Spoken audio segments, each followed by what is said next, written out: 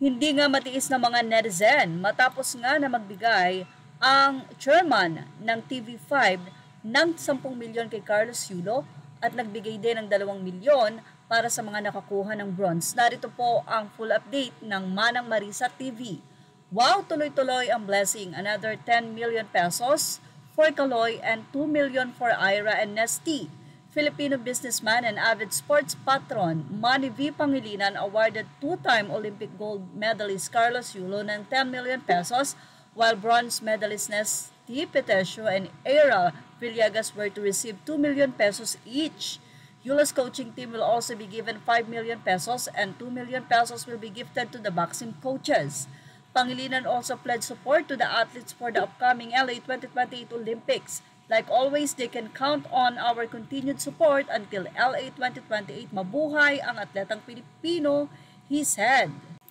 Talagang napakalaki na nga ng pera ni Carlos Yulo at mukhang madadagdagan pa ito.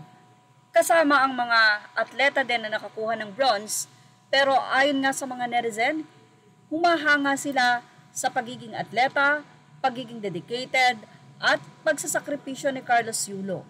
Pero pagdating sa bilang anak na napakataas nga daw ng pride nito, hanga daw sila kina Nesty, especially Nesty, na in-announce nga na sa kanyang milyones na incentives ay sobrang nagpapasalamat siya dahil secure na nga daw ang future ng kanyang pamilya. Mula sa naging update na ito, narito naman ang naging komento ng mga netizen hinggil dito. Mula nga sa mga netizen, narito ang kanilang naging say. Congrats, Nesty and Ira, well-deserved, true Olympians with heart of gold and who loves their family so much. Be humble, Kaloy, congrats to all. Deserve naman niya yan, pinagtrabahuhan naman niya ng gusto yan. Say naman ng ilang netizen, okay lang kay Ira at Nesty, wag na si Kaloy dami ng milyones niya, wala naman siyang pamilya na sinusuportahan. Natawa naman ang isa at sinabing hahaha ahay, binigay ng karangalan ang basihan. Ang isa ay sinabing Nedy, tama ka, buti pa yung maliit ang natanggap, sinishare nila sa pamilya nila, hindi daw katulad ni Kaloy. Sino man ang isa, kaya nga.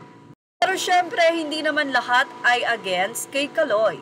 Narito naman ang naging mensahe pa ng ilang mga netizen sa nasabing incentives muli na natanggap ng mga atletang ito. Salute to Nesty and Ira. Congrats Carlos Yulo. Habang binabash ka, padami ng padami din ang nakakakuha mong pera o nakukuha mong pera. Lalong nagagalit ang mga basher habang ikaw, chill lang.